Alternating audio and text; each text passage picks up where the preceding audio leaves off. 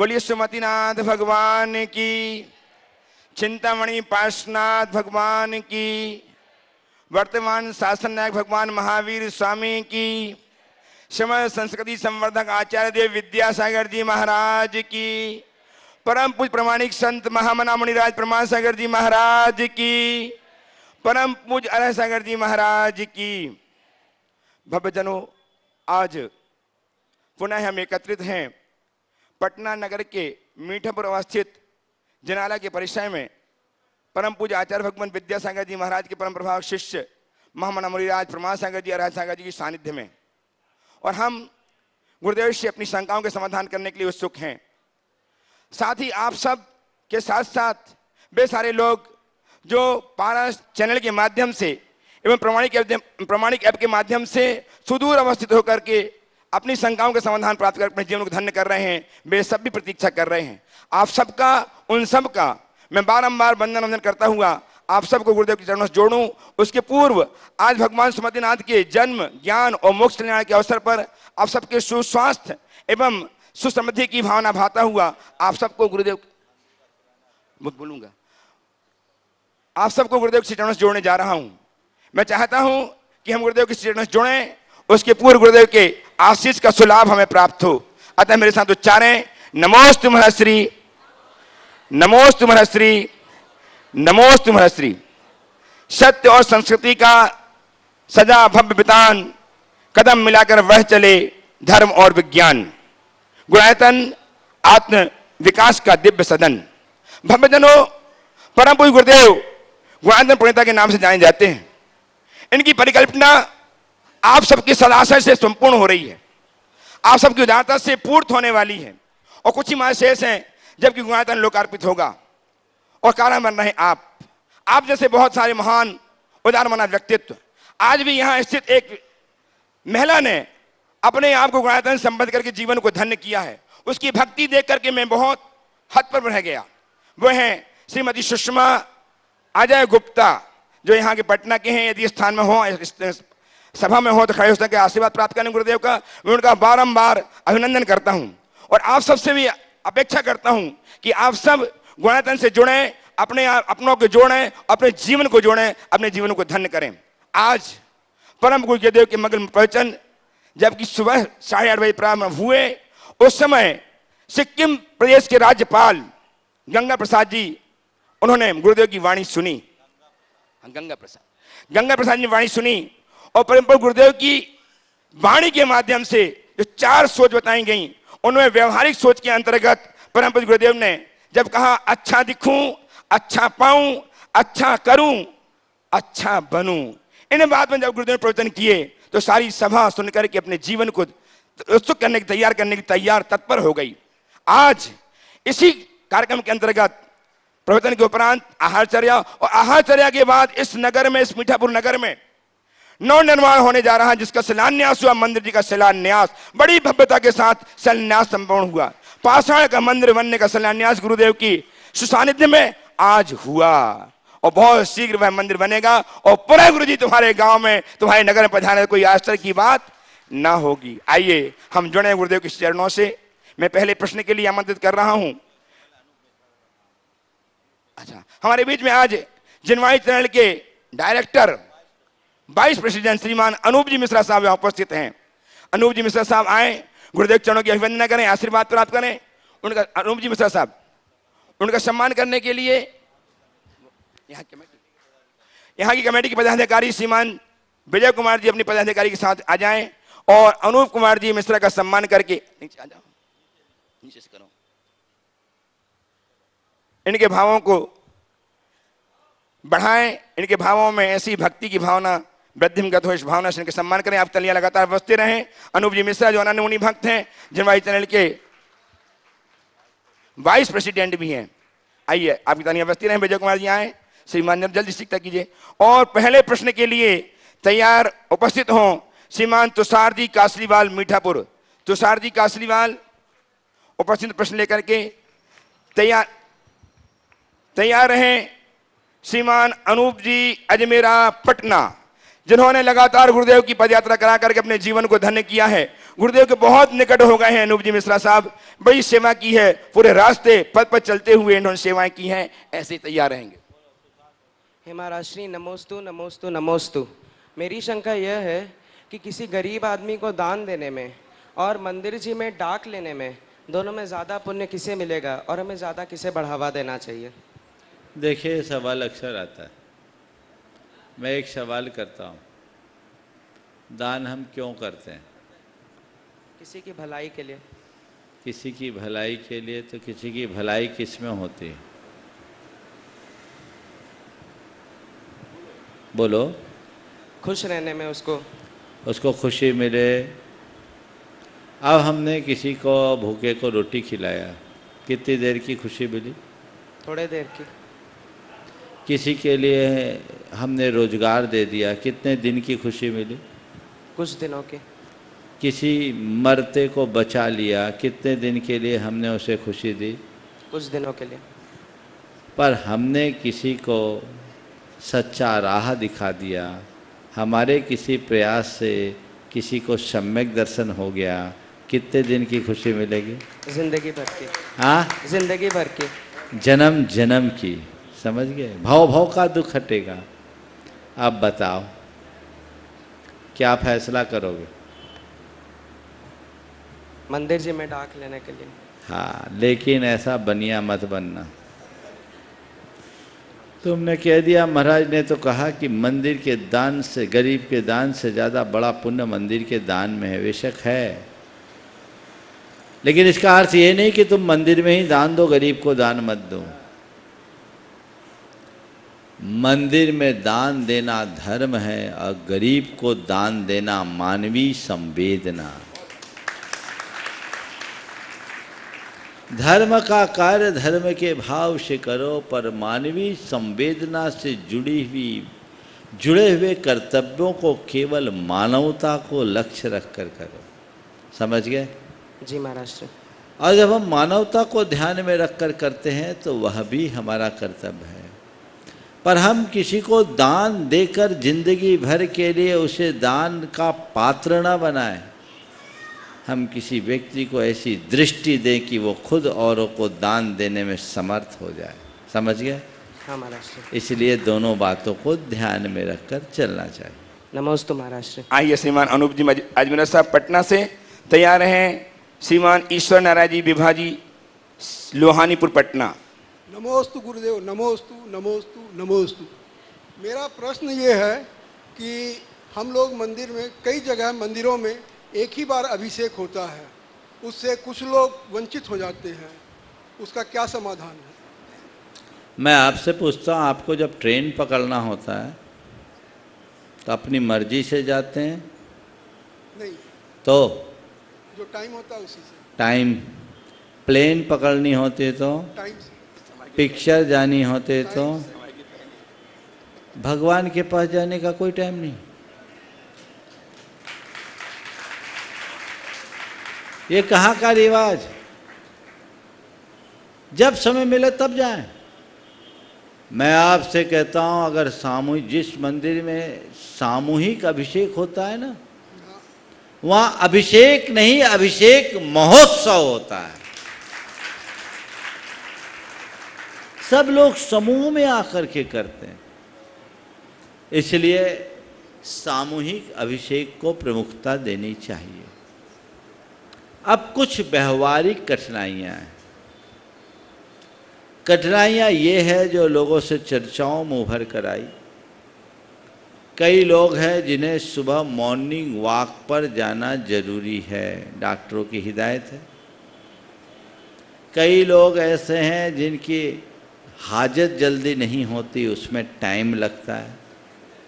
कई लोग ऐसे हैं जिनको सुबह से दूध लेने जाना पड़ता है, और कई लोग ऐसे हैं जिनको बच्चों को स्कूल छोड़ने जाना पड़ता है। महाराज जी, जिस मंदिर में एक ही बार अभिषेक होता है, इतने सारे लोग वंचित हो जाते हैं, क्योंकि उसे भगवान का अभिषेक तो छोड़ना नहीं चाहते, लेकिन डॉक्टर की हिदायतों और अन्य आवश्यकताओं को पूर्ण करना भी उनकी मजबूरी।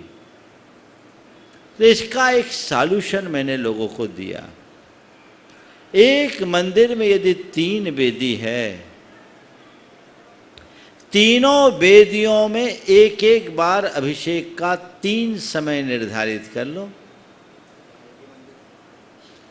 1-1 घंटे, आधे आधे घंटे के अंतराल से, और अलग अलग समय में अलग अलग वेदियों में लोग पूजा करें, अभिषेक करें, सानंद संपन्न कर दे। ये तो एक रास्ता है, लेकिन जब आओ भगवान को नहलाओ, ये पद्धति उचित प्रतीत नहीं होती।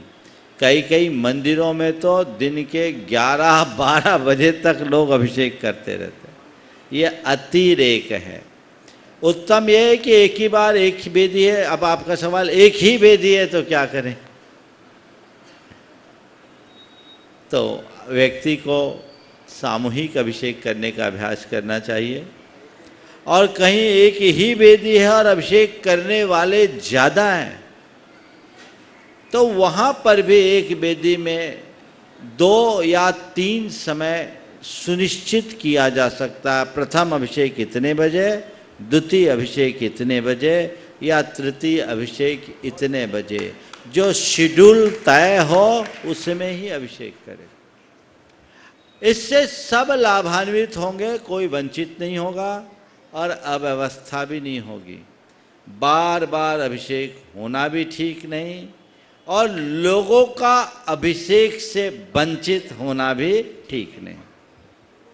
नमोस्तु। आइए श्रीमान ईश्वर नारायण जी विभाजी लोहानीपुर आनंद गुरु भक्त तैयार हैं। श्रीमान गौरव जी यादव हजारीबाग से। नमस्ते महाराज श्री। एक मिनट, महाराज जी ने एक बात और कह दी कि महाराज जी आपने एक वेदी में 2-3 बार अभिषेक करने के लिए तो बोल दिया, तो एक ही भगवान के कि भगवान को बदल बदल के? तो भैया ये तो साधारण सी बात है। खुद के विवेक से एक भगवान का अभिषेक हो गया तो दूसरी बार में दूसरे का कर लो, तीसरी बार में तीसरे का कर लो, और ये क्रिया केवल मजबूरी में, और वह भी चल प्रतिमाओं के साथ। बोलिए। नमस्ते महाराज श्री। नमस्ते महाराज श्री। नमस्ते महाराज श्री। महाराज श्री, आज 47 दिन हो गए भारत, रूस और यूक्रेन के युद्ध के, लेकिन अभी तक दोनों में से कोई भी राष्ट्र इसको रोकने में सक्षम नहीं हो पा रहा है। जबकि प्रकृति इतनी ठंडी है कि मकानों के गेट ठंडे, मोबाइल के नेट ठंडे, वायुयान के जेट ठंडे। अब तो लगता है कि भविष्य में कुछ दिनों में लोगों के पेट भी ठंडे होने वाले हैं। महाराज श्री, इतनी ठंडी पड़ रही है कि बर्फ की बूंदें ऊपर से गिर रही है, जैसा टीवी में देखते हैं हम लोग। लेकिन आदमी का मन मिजाज इतना गर्म क्यों है? उसे प्रकृति क्या ठंडी नहीं कर पा रही है? और बहुत अच्छी बात होगी तो कैसे? देखिए, एक बहुत बड़ी समस्या और पूरे विश्व के लिए एक चुनौती बन करके खड़ी है। एक बात तो तय है, युद्ध से न तो कभी शांति मिली है न मिलेगी। ये पूरे विश्व का दुर्भाग्य है कि 48 दिन बीत गए। 48वां दिन है ना?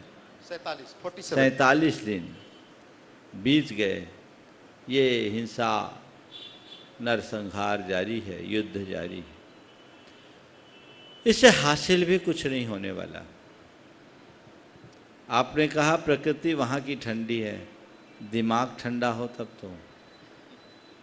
और दिमाग को ठंडा करने के लिए उन्हें भगवान महावीर के संदेश को आत्मसात कराना होगा। जियो और जीने दो का, सर्वभूतात्म भावना का, सब प्राणी को अपने समान देखने की दृष्टि का, जो भारतीय संस्कृति का मूल तत्व है। जब ये आत्मवाद लोगों के हृदय में स्थापित हो जाए तो फिर युद्ध जैसी कोई बात ही नहीं। मुझे तो लगता है ये युद्ध जो हो रहा है वो युद्ध का कोई कारण ही नहीं है, केवल अहंकार के कारण, और जानबूझकर के प्रायोजित किया गया ऐसा प्रतीत होता है। मैं तो बस प्रार्थना ही कर सकता हूँ। रोज़ सुबह उठता हूँ तो भावना भाता हूँ, प्रभु ये युद्ध, ये नरसंहार बंद हो, सारे जग में शांति हो, सब लोग ऐसी भावना भाएं, निश्चित जल्दी परिणाम मिलेगा। सबको सन्मति दे भगवान। नमस्ते महाराज। उपस्थित हो श्रीमान गौरव जी यादव हजारीबाग से। तैयार हैं श्रीमान विवेक जी रश्मि जी गाजियाबाद उत्तर प्रदेश से। भगवान महावीर स्वामी की जय। आचार्य श्री गुरु विद्यासागर जी महाराज की जय। मुनिवर श्री प्रमाण सागर जी महाराज की जय। मुनिवर अरहत सागर जी महाराज की जय। नमोस्तु महाराज जी, नमोस्तु नमोस्तु। गुरुवर, मेरा शंका ये है कि भगवान महावीर ने हमें अहिंसा का सबसे बड़ा पाठ दिया, जियो और जीनो दो का संदेश दिया, और सब धर्मों में जैन धर्म ही के लोग सबसे ज़्यादा अहिंसा का पालन करते हैं। लेकिन फिर भी कुछ लोग दुखी हैं, असमर्थ हैं, असहाय हैं, और उसके विपरीत अनंतर जैनियों में जो यहाँ लोग दूसरे धर्म के लोग जो बहुत ज़्यादा हिंसा करते हैं, हिंसक हैं, फिर भी वो लोग सुखी हैं, सामर्थ्यवान हैं, वैभवशाली हैं, और वो लोग ज़्यादा खुश हैं। ऐसा क्यों महाराज जी? इसका देखिए, सबसे पहले तो मैं कहूँगा गौरव का एक बार आप सब लोग करतल ध्वनि से अभिनंदन करें। ये युवक जन्मना जैन नहीं है, पर इसका आचरण अच्छे अच्छे जैनियों से भी श्रेष्ठ है। हजारीबाग में इसे जैनियों के ही रूप में जाना जाता है और देखा जाता है। नित्य मंदिर भक्ति। हाँ, महाराज जी कह रहे हैं हम तो जैनी समझ रहे थे, समझ नहीं रहो, जैन ही हैं, ऐसा मान के चले। ये भाव और ये कोई पुराने इसके संस्कार है जो पिछले लगभग 30 साल तो हो गए होंगे जब से इसने होश संभाला है, तब से जैन धर्म का पालन किया है। तुमने जो सवाल किया है वो बहुत अर्थपूर्ण है। तुम्हारा जो सवाल है कि जैन धर्म में अहिंसा का अनुपालन होने के बाद भी अन्य लोगों की तुलना में जैन लोग सुख संपन्न क्यों नहीं है, यही है ना भाव? सभी संपन्न क्यों नहीं है? मतलब सभी संपन्न क्यों नहीं? संपन्न तो है नहीं सभी। अब मैं इसका उत्तर देता हूँ। सबसे पहले हमें अपनी अवधारणा को बदलने की आवश्यकता है। अमीरी, गरीबी, संपन्नता या संप्रभुता का धर्म से सीधा कोई संबंध नहीं। समझ गए? तुम कहो कि धर्मी संपन्न होता है, तो मेरे पास क्या है? बोलो, धर्म ही हमारा है कुछ? नहीं, कुछ थोड़ा माइक पे बोलो। कुछ नहीं हमारा। कुछ भी है? कुछ भी नहीं। मैं धर्मी हूं कि नहीं? आप श्रेष्ठ हैं महाराज। इसका मतलब क्या निकला? धर्मी का संपन्नता से कोई सीधा कोई संबंध नहीं है। धर्मी संपन्न हो भी सकता है और नहीं भी हो सकता है। धर्मी संपन्न हो ये कोई जरूरी नहीं, पर धर्मी प्रसन्न हो इसमें कोई संशय नहीं। समझ गए? तुम कहते हो सभी धर्मी जैनी, अब मैं जैनी शब्द को हटाकर धर्मी शब्द जोड़ता हूँ क्योंकि इसे सब व्यापक अर्थ में देखना चाहिए। तो ये हो सकता है कि धर्मी व्यक्ति गरीब हो, ये हो सकता है कि धर्मी व्यक्ति की कोई पहचान न हो, ये भी हो सकता है, ये भी संभव है कि धर्मी व्यक्ति को कोई पूछे नहीं, और अधर्मी संपन्न हो, उसकी पहचान हो, उसका प्रभाव हो, उसकी पूछ हो, उसकी परख हो, उसकी प्रतिष्ठा हो, सब हो सकता है, पर अधर्मी खुश नहीं रह सकता। खुश दिख जरूर सकता है। खुश रहना और खुश दिखने में बड़ा अंतर है। दूसरे उसे देखकर ये सोचते हैं बड़ा खुश है, बड़ा सुखी है, लेकिन जब उसके अंतर में उतरोगे ना, तब पता चलेगा कि वो कितना ज़्यादा दुखी है। समझे? दो तरह के लोग हैं, एक नंगे पांव चलने वाले और बेखटक, नंगे पैर चल रहे हैं निश्चिंता से, और दूसरा है ब्रांडेड जूता पहना है पर वो जूता काट रहा है। बोलो कौन सुखी है? बिना जूतों के नंगे पैर चलने वाला या काटने वाले ब्रांडेड जूता पहनकर चलने वाला? नंगे पाँव चल रहे हैं। बोलो। जो नंगे पाँव चल रहे हैं वो। समझ गए ना? तो धर्मी नंगे पांव पहन चल करके भी खुश होता है और अधर्मी ब्रांडेड जूता पहनने के बाद भी तकलीफ होता है। दिखता है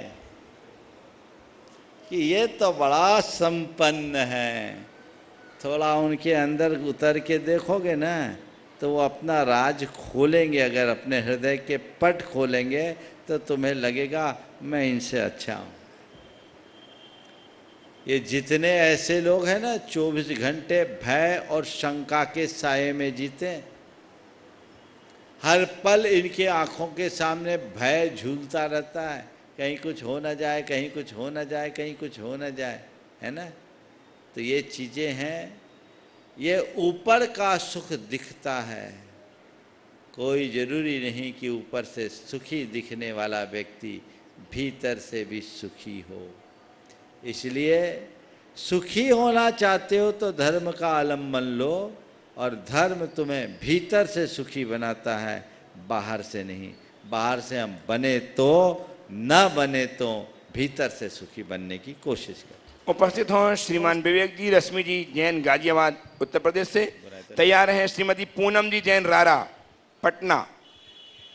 बीके जैन परिवार, सुप्रसिद्ध लेखक परिवार एवं छायाकार परिवार पटना से संबद्ध। नमोस्तु महाराज जी। महाराज जी ऐसा कहते हैं कि जैसे हमें अज्ञानवश कोई भी कार्य करते हैं तो हमें उसका दोष नहीं लगता, पर ऐसे मैंने पूछा था तो कह रहे थे कि जैसे बिजली का करंट है जिस तार में बिजली दौड़ रही है, तो अगर हम उसे जानबूझ के पकड़ें अज्ञानवश, पर करंट तो लगेगा ही। दूसरी बात महाराज जी, जैसे हमारा धर्म भाव प्रधान है और भीष्म पितामह ने अपने 100वें भव में 100 भर पूर्व जब एक सांप को पगडंडी से उठा के फेंक दिया था तो वो झाड़ी में चला गया, जिसके फलस्वरूप उन्होंने बाणों की शैया पर शयन करना पड़ा। हाँ। तो उनकी भावना तो अच्छी थी महाराज जी की, उन्होंने उसको बचाने, माइक ठीक से पकड़े, हाँ थोड़ा, हाँ उनकी भावना अच्छी थी महाराज जी की, वो उसको बचाने की इच्छा से उन्होंने उसको फेंका, पर वो झाड़ी में अटक गया कांटे वाली, तो उसके फलस्वरूप भी उनको उस कर्म का भुगतान करना पड़ा। तो ऐसा क्यों महाराज जी? देखिए, 2 सवाल आपके। पहला सवाल कि अज्ञानता में किए गए पाप क्या क्षम्य है, इसे थोड़ा व्यापक संदर्भ में देखें।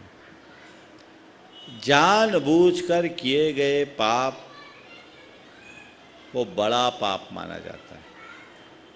पाप करना और पाप होना, इन दोनों में बड़ा अंतर है।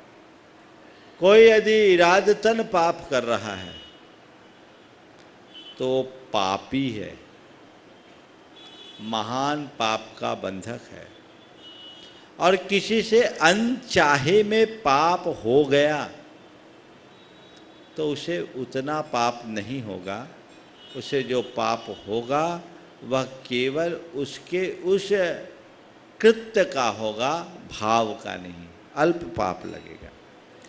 अल्प पाप को शीघ्र साफ किया जा सकता है, प्रगाढ़ पाप को धोना बहुत कठिन होता है, समझ गए?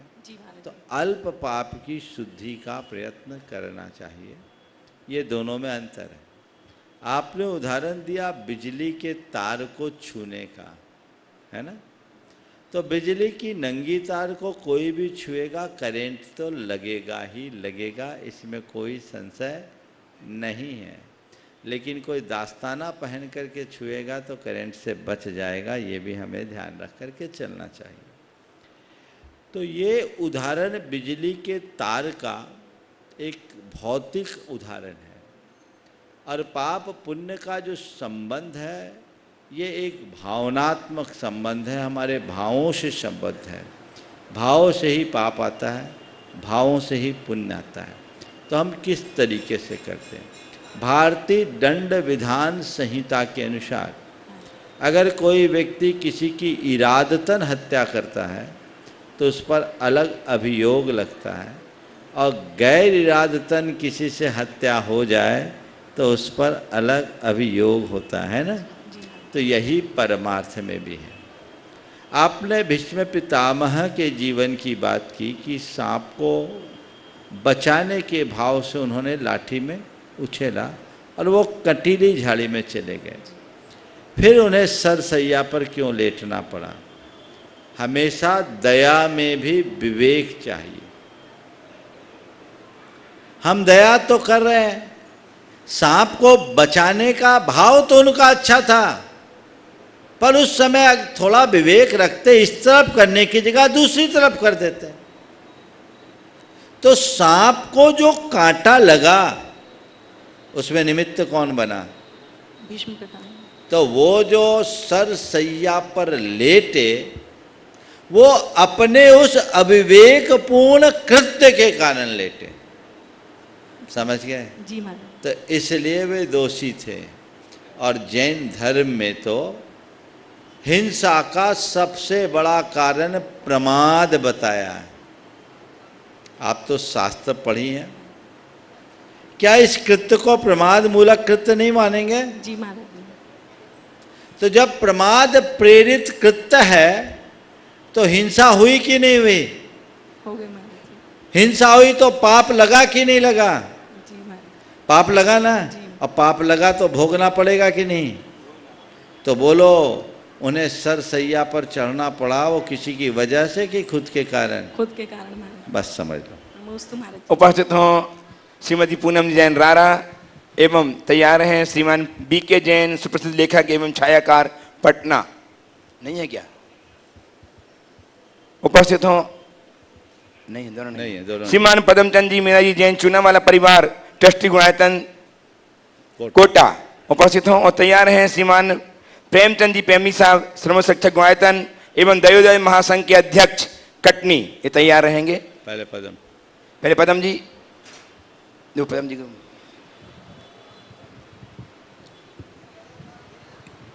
नमोस्तु गुरुदेव, पूरे परिवार की तरफ से, और जिन ने भी नमोस्तु भेजा उनकी तरफ से नमोस्तु नमोस्तु नमोस्तु। महाराज जी, रास्ते पर गति की सीमा है, रास्ते पर गति की सीमा है, और बैंक में पैसों की सीमा है, बैंक में पैसों की सीमा है, और परीक्षा में समय की सीमा है, परंतु हमारी सोच में कोई भी सीमा निर्धारित नहीं है। तो वो सीमा कैसे निर्धारित करें? बिल्कुल, सबकी सीमा है, सोच की सीमा नहीं है। और आपने कहा है सोच की सीमा कैसे निर्धारित करें। मैं चाहता हूँ सोच की सीमा निर्धारित करने की ज़रूरत ही नहीं। सोच की सीमा निर्धारित मत करो, सोच की दिशा निर्धारित कर दो, जीवन धन्य हो जाएगा। क्योंकि सोच एक शक्ति है, एक बहुत बड़ी ताकत है। यदि उसे हम सीमित करेंगे तो हम खुद सीमित हो जाएंगे। तो सोच को सीमित करना कतई उचित नहीं, पर सोच की दिशा बदलना हमारे लिए बहुत ज़रूरी है।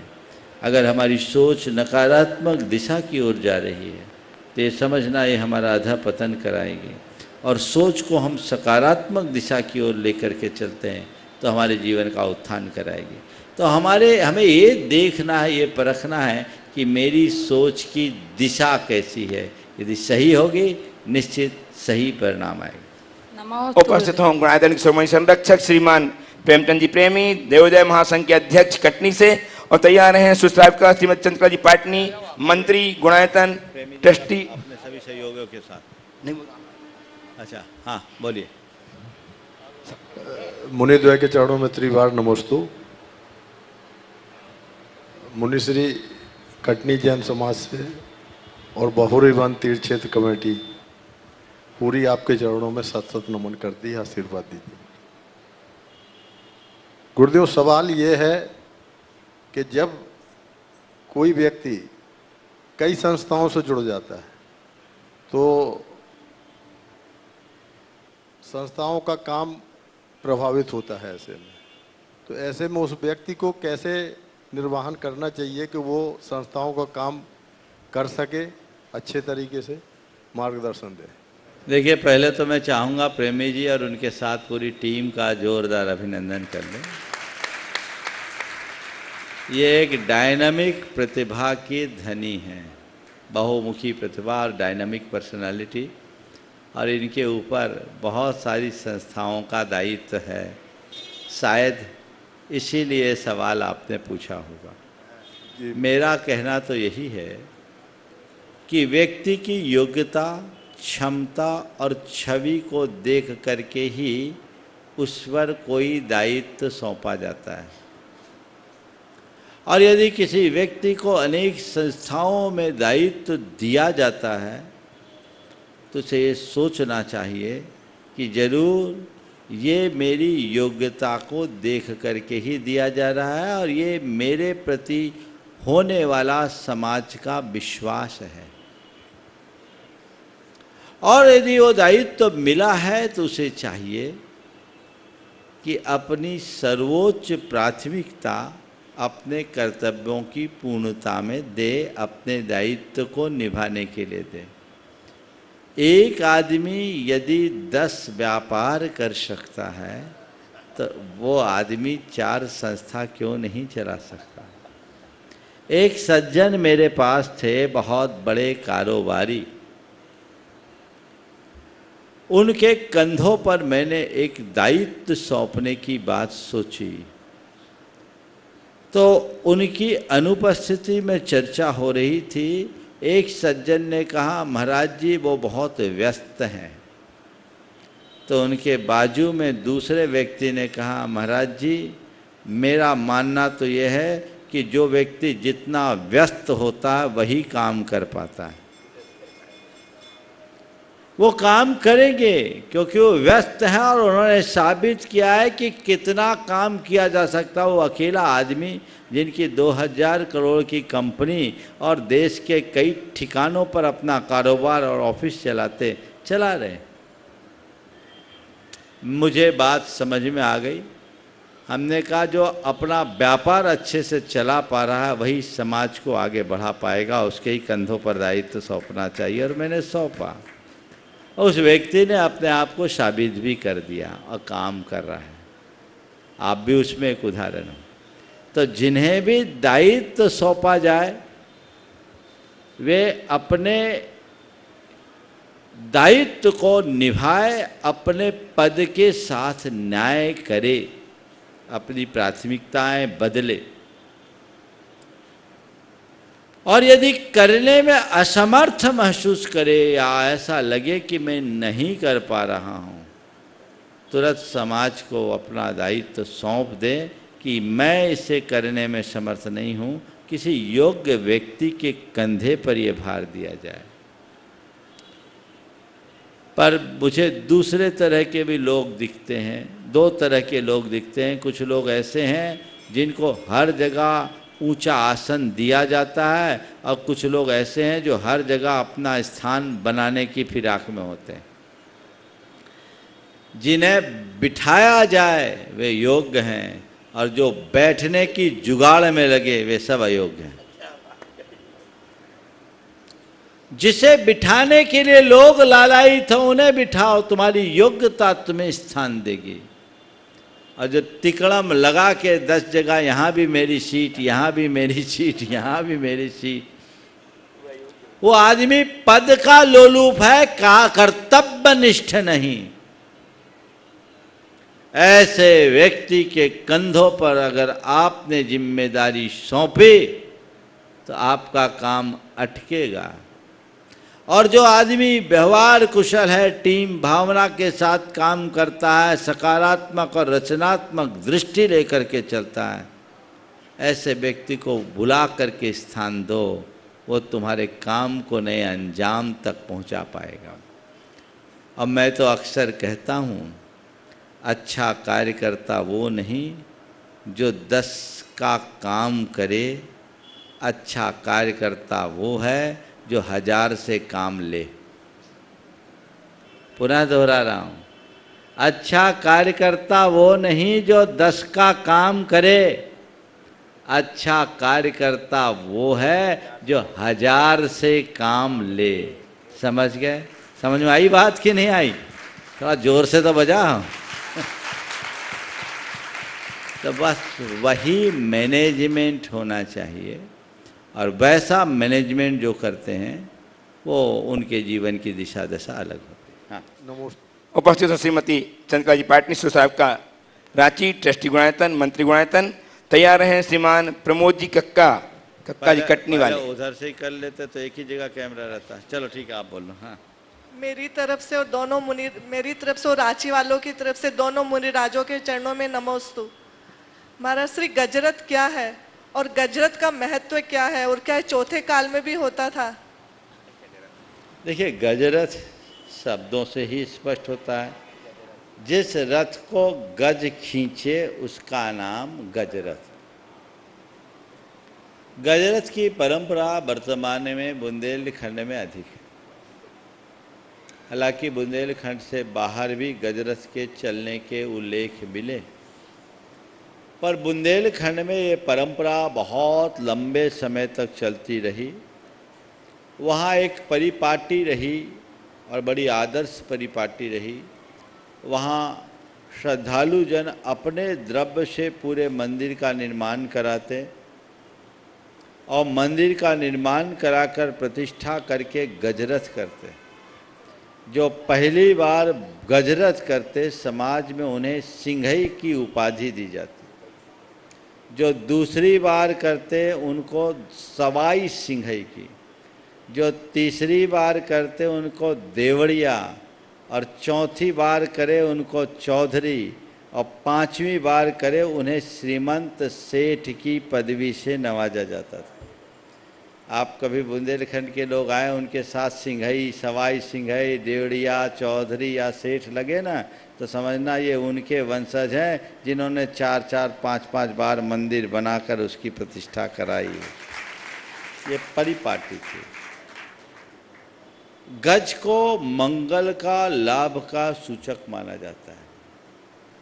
भगवान की प्रतिष्ठा के बाद अगर गज पर सवार करके, गज से खींचे जाने वाले रथ पर सवार करके अगर विहार कराया जाता है, तो कहते हैं उस धरती में सुख समृद्धि बढ़ती है।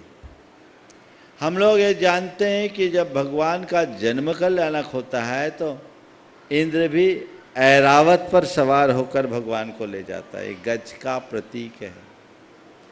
तो ये मान्यता है गजरथ की। प्राचीन काल में भी गजरथ होता था। इसका एक उल्लेख पुराणों में तो कुछ है ही, रथ यात्राओं का उल्लेख। ब्रज कुमार मुनिराज की कथा जो प्रभावना अंग की है, उसमें भी रथ की चर्चा आती है। पटना के पाटलिपुत्र के इतिहास से भी गजरथ का बड़ा गहरा संबंध है। पाटलिपुत्र मगधराज पुष्यमित्र की राजधानी थी। मगध पहले उज्जैनी में, मगध की मूल राजधानी उज्जैनी थी, जहां नंदवंशी राजाओं का शासन था। नंदवंश के समापन के बाद मौर्य वंश की स्थापना हुई और उसके बाद अन्य अन्य राजा आए।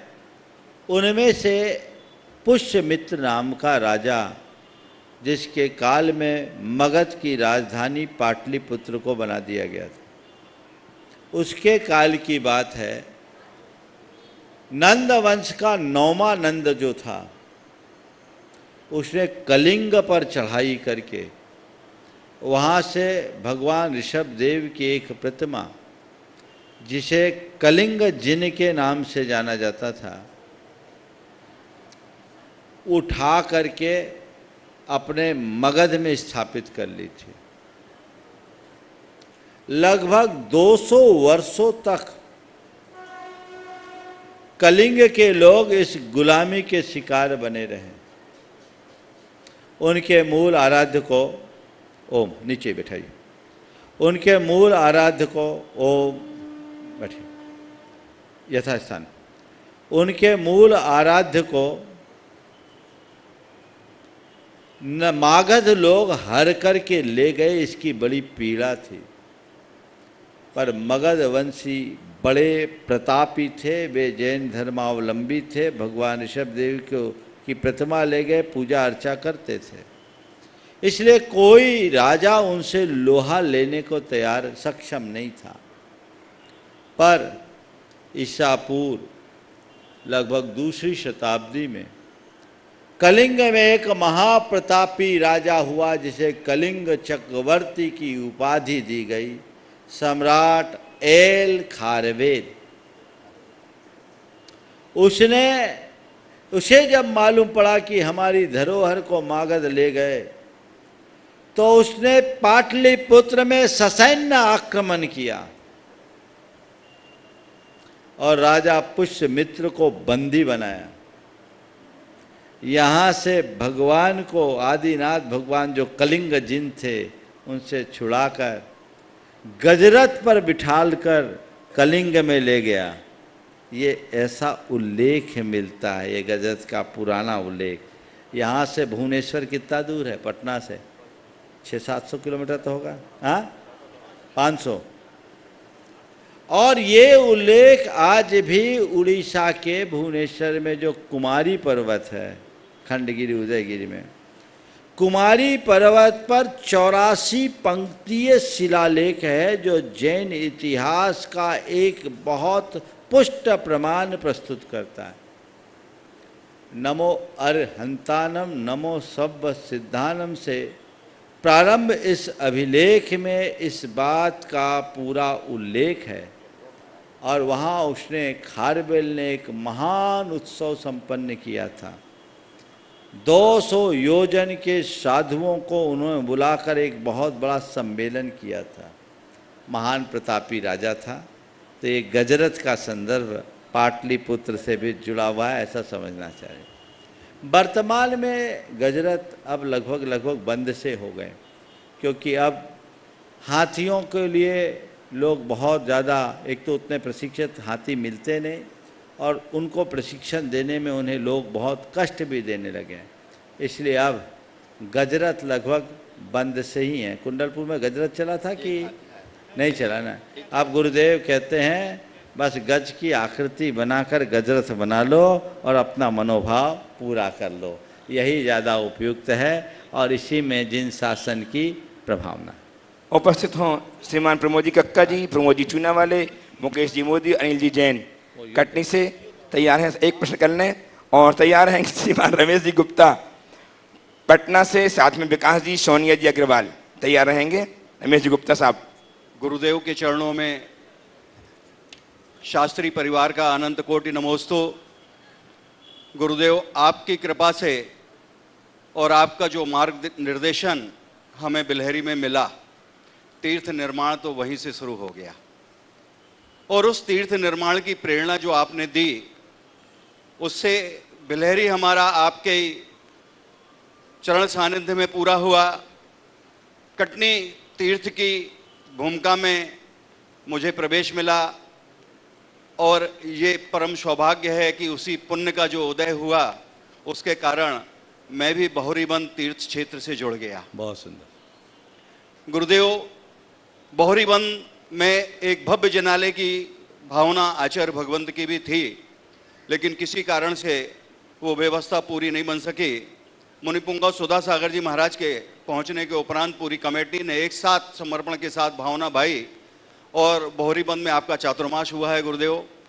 वो पुरानी धर्मशाला, बाहुबली भगवान का जिन मंदिर, उसके पीछे का मंदिर, सिर्फ पीछे का पुराना मंदिर छोड़ के पूरा ऑफिस सहित डिसमेंटल होके 100 बाई 151 का पाषाण का जिन मंदिर वहाँ पर निर्मित होना है, जिसमें हमारे अध्यक्ष सवाई सिंगाई उत्तम चंद जी जैन हैं, कार्यकारी अध्यक्ष सुभाष भैया हैं, और कार्यकारी अध्यक्ष हमारे राजकुमार जी सिंघई पेपर मार्ट, और हमारे प्रधानमंत्री प्रेमचंद जी जैन प्रेमी हैं। इन चारों जन के निर्देशन में हम लोगों की टीम आगे बढ़ी है। पूरी कमेटी अजय अहिंसा सहित आपके चरणों में नमोस्तु कर आशीर्वाद मांगती है कि हे गुरुदेव, इस आशीर्वाद ऐसा फलित हो कि जो भी तीर्थ क्षेत्र आपके निर्देशन में शुरू हुआ है वो पूर्णता को प्राप्त हुआ है, ये भी भव्य पूर्णता को प्राप्त हो, ऐसी हम सबकी परम भावना है। 4 पंक्तियां आपके चरणों में रखता हूं गुरुदेव। हर रिश्तों में मिलावट देखी, हर रिश्तों में मिलावट देखी, कच्चे रंगों की सजावट देखी, सालों साल बाद देखा है हमने गुरुदेव आपको, चेहरे पर ना आपके थकावट देखी, ना वात्सल्य में कोई मिलावट देखी। गुरुदेव,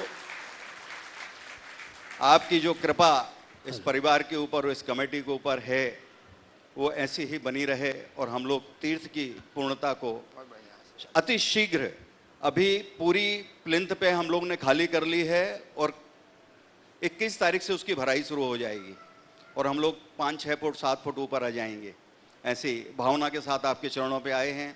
गुरुदेव, एक कोटेशन यहाँ पर लिखा हुआ है कि बुढ़ापा सुधारना है तो जवानी संवार लो। मैं तो ये देख रहा हूँ कि आजकल लोग जवानी संवारते संवारते बुढ़ापा आ जाता है, बाल सफ़ेद हुए तो काले हो जाते हैं, दांत निकल गए तो दांत लग जाते हैं, और भी बहुत सी शेष ऐसी बातें हैं कि लोग समझ ही नहीं पाते हैं कि हमारा बुढ़ापा आया और जवानी को संवारने में ही पूरी ज़िंदगी उनकी निकल जाती है। तो इसकी व्याख्या सही क्या होगी, ये मार्गदर्शन आपसे चाहता हूँ। बहुत सुंदर। सबसे पहले तो मैं चाहूँगा एक बार इस पूरी टीम का अभिनंदन आप लोग कर दें। ये बहुत कर्मठ कार्यकर्ताओं की टीम है और कटनी, बिलहरी और बोहरी बंद की बात आपने की, बहुत ही तत्परता से ये लोग काम कर रहे हैं। कटनी में भी हमारा चातुर्मास हुआ, अभी तो करके ही आए हैं। बिलहरी में बड़ा प्रवास और पंचकल्याणा करा के आए और बोहरी बंद में भी चातुर्मास हुआ।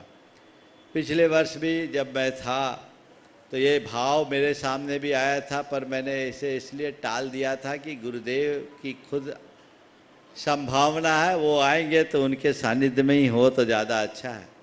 लेकिन मुनिवर श्री सुधा सागर जी महाराज के प्रेरणा से वहाँ जो काम हुआ है, एक बहुत बड़ा काम संपन्न हुआ है। और जिन हाथों पर ये, जिन कंधों पर ये दायित्व सौंपा गया है, मुझे पूर्ण विश्वास है कि बहुत जल्दी वो मंदिर साकार होगा और जैसा आप लोग चाहते हैं वैसा होगा। सभी के लिए आशीर्वाद, आपके तीनों परियोजना के लिए आशीर्वाद, सभी कार्यकर्ताओं को आशीर्वाद। आपने जो सवाल किया है कि जवानी को संवारते संवारते बुढ़ापा आ जाता है तो हम क्या करें, मेरा दृष्टिकोण तन को संवारने का नहीं है, मन को संवारने का है। आप लोग अपनी फोटो संभालना चाहते हैं, मैं आपका एक्सरे ठीक रखना चाहता हूँ। जय हो। फोटो बिगड़ जाए चिंता नहीं, एक्सरे ठीक होना चाहिए। बुढ़ापा सुधारना है तो जवानी सुधार लो, यानी जवानी में ही सुधर जाओ, बुढ़ापे तक जवान बने रहोगे। और जवानी में भोगों में लग जाओगे तो समय से पहले बूढ़े हो जाओगे। एक पंक्ति कहूँगा, तुम चाहे अपने आप को कितना भी अप टू डेट बनाए रखना क्यों न चाहो, काल सबको एक दिन आउट ऑफ डेट कर देगा। काल के आगे किसी का नहीं चला, इसलिए प्रकृति के आघात पड़ने से पहले अपनी प्रकृति को पहचान लो और उसे संभाल लो, जीवन धन्य होगा। उपस्थित हों श्रीमान रमेश जी गुप्ता साहब पटना से, साथ में विकास जी, सोनिया जी अग्रवाल प्रश्न के लिए। और भैया जी तैयार रहेंगे, अभय भैया जी अपनी सूचनाओं के साथ अपनी बात रखने के लिए। अभय भैया जी, बाल ब्रह्मचारी अभय भैया जी तैयार, बोलिए। महाराज जी, मेरा जन्म तो वैष्णव परिवार में हुआ है, मेरी बेटी है सोनिया, और हमको लगता है कि बहुत बड़ा कोई पुण्य हम लोगों ने कमाया था जहाँ इसकी जैसी बेटी मिली और आज आपके सानिध्य में है और सब कुछ इसने सर्वस्व कर रखा है।